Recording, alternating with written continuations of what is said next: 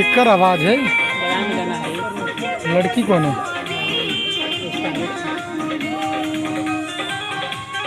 वो थोड़ी बहुत गाना है रात में।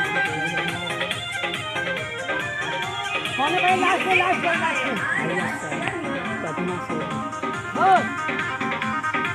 तुम्हारे पास आ रखेगा ना? पटना से अभी म्यूजिक बन के आया है आर्या सर।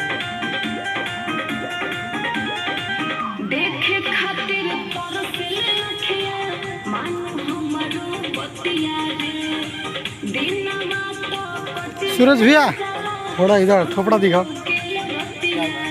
आपको ही देखा देखा।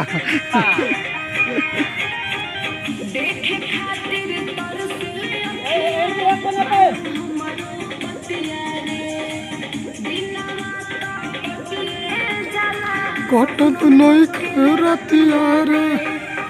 एही जे लगा गाना ब्रांड में बड़ा